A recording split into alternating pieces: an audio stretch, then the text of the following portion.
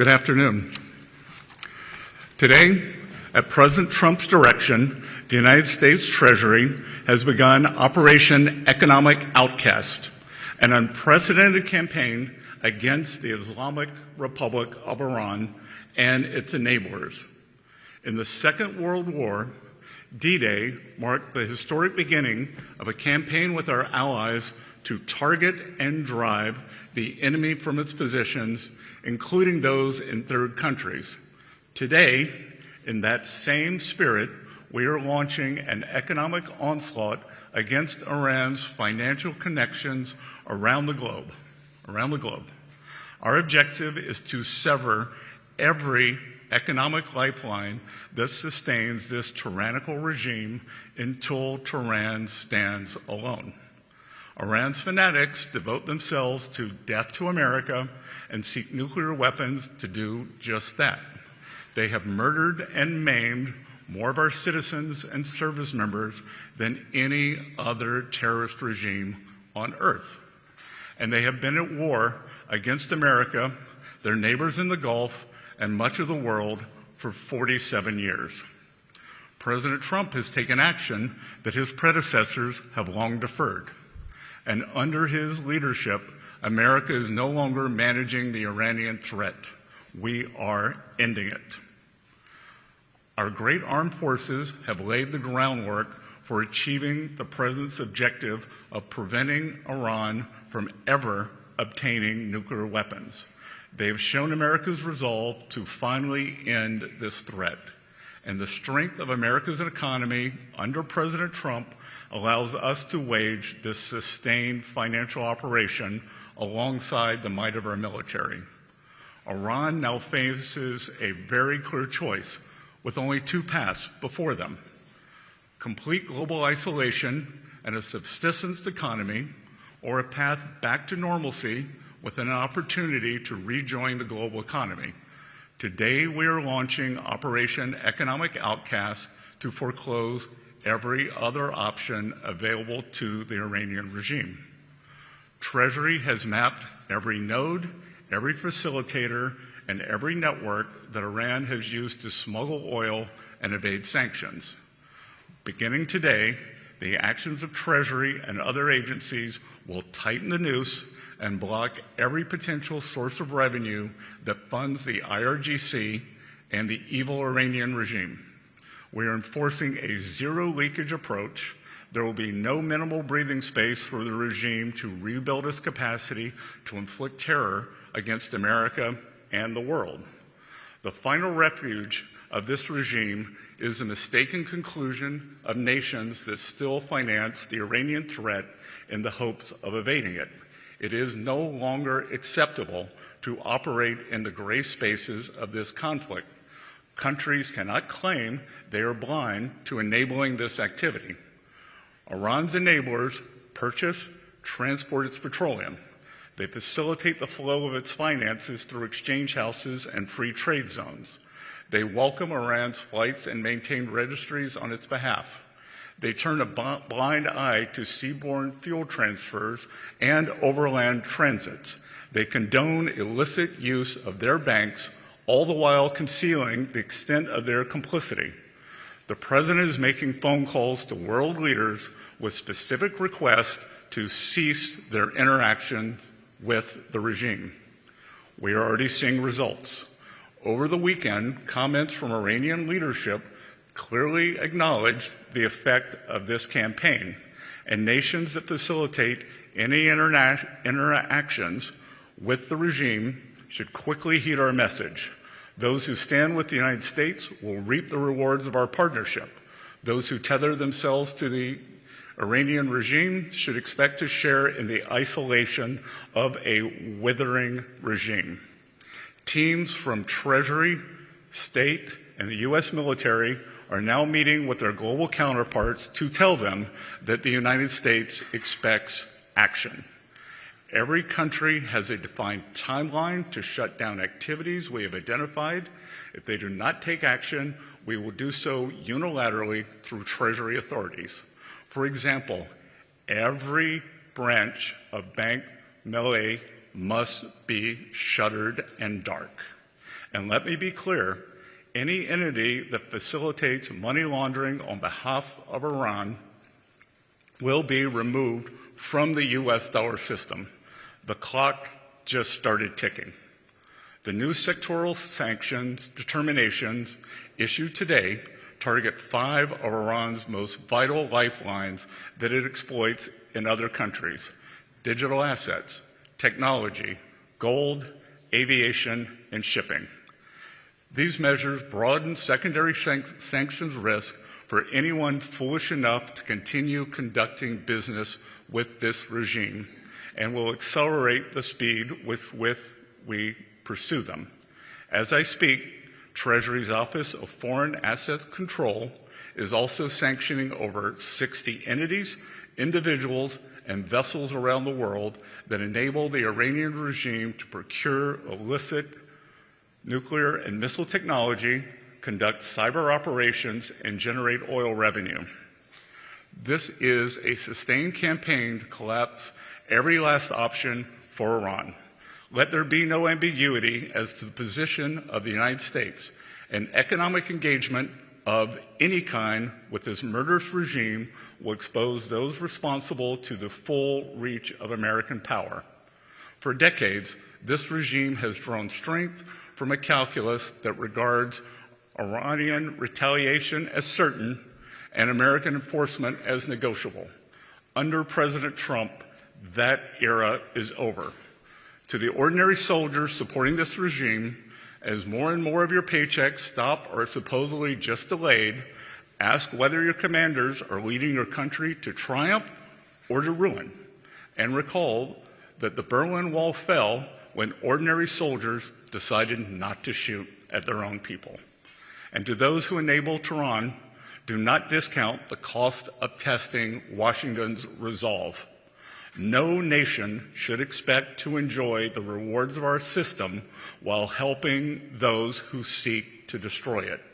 It is now a time for world leaders to make a decision between prosperity and isolation, peace and terror, America and Iran. The campaign we begin today will gather force with every day that follows, and it will not end until this regime stands alone. With that, I welcome your questions.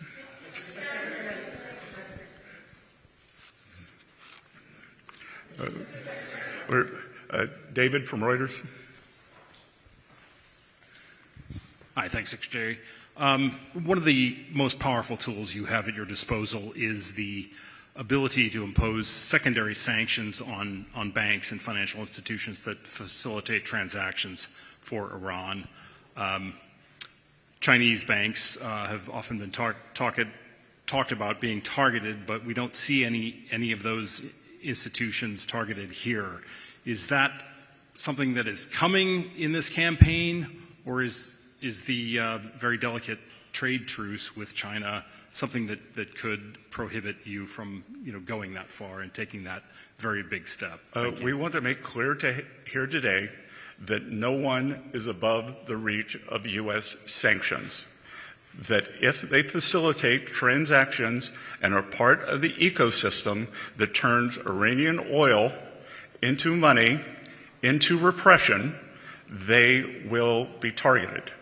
We find that the best way to engage with countries is through quiet diplomacy, and we are level setting with every country to tell them our expectations.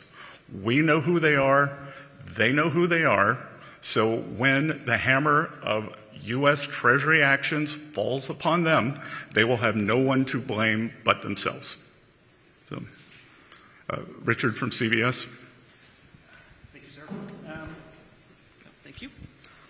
You said the president is calling world leaders with specific asks and that there is a defined timeline. Who is he calling and what are the asks? We're not going to name names.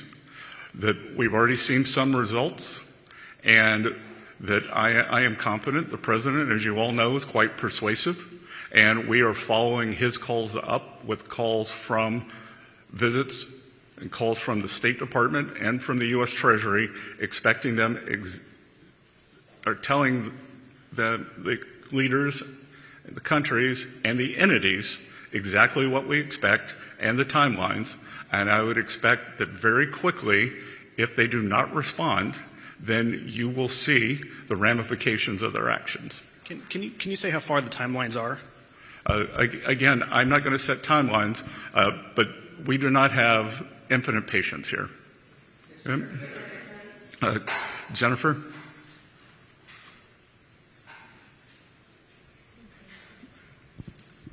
Thank you so much, Mr. Secretary. Jennifer Schonberger with Yahoo Finance. You just said moments ago that no one is above U.S. sanctions.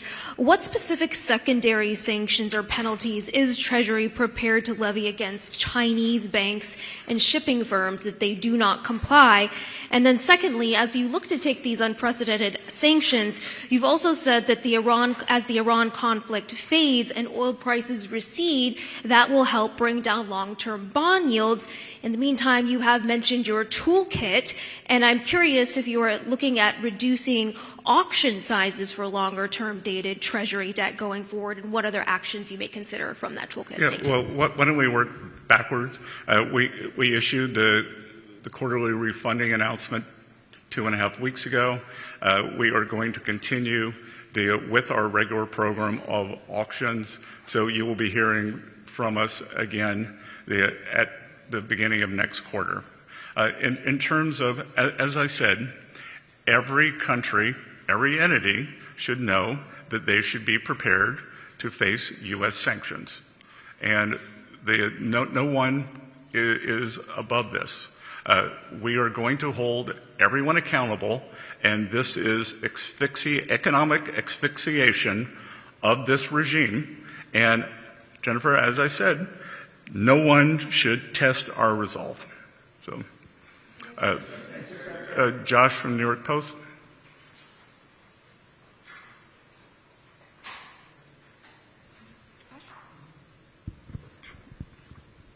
You said you weren't going to name names, but there's been some reports that the United Arab Emirates is among some of the first nations to take seriously these words from the United States to cut off all business interactions with Iran. Is UAE leading the way in this respect?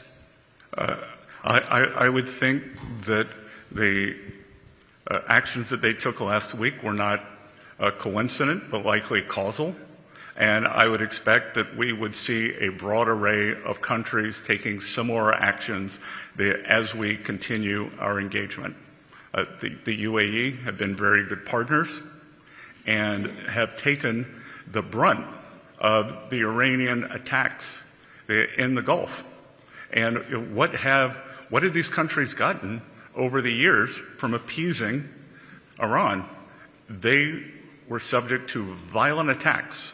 While we were bombing Iran, they were bombing them. So it shows that with this regime, appeasement does not work.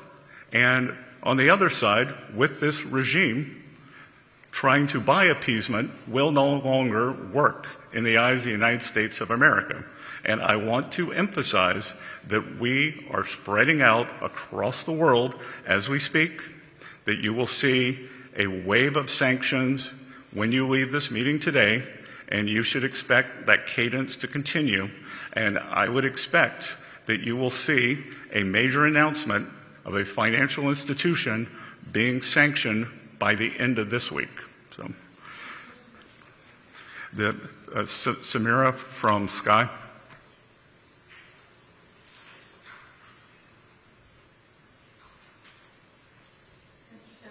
Yep. No. No. Are you? No. I'm looking for Samira from Sky.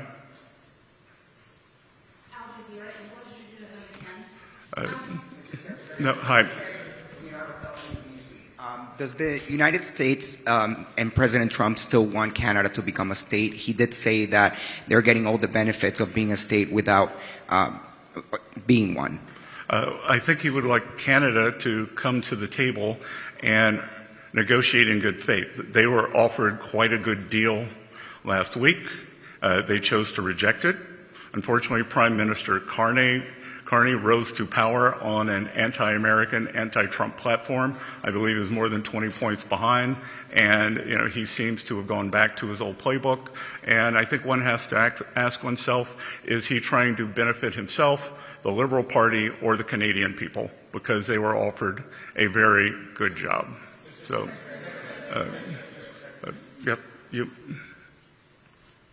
Thank you to Secretary Bessent. If I could shift to bond yields quickly. We saw them tick down today after some turbulence and going up last week. Can you tell us if there's any possibility that there will be more bond buybacks anytime soon?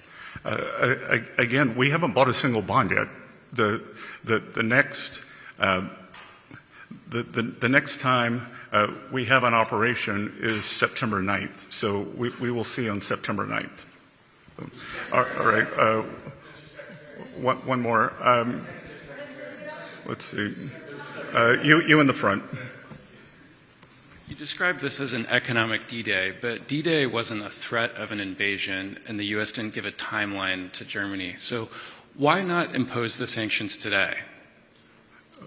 Well, we are giving everyone the opportunity to remedy bad behavior. Why would I want to blow up the global financial system? We believe that it is important to level set and give people a cure period, but they should know that that will move very quickly and that we are serious. Secondary sanctions are a very powerful tool, and we here at Treasury, this is Gene Lang, the acting Undersecretary for Terrorism Finance, and in the Terrorism Finance Department and at OFAC, the reason we are able to use secondary sanctions is because we do not take their use lightly.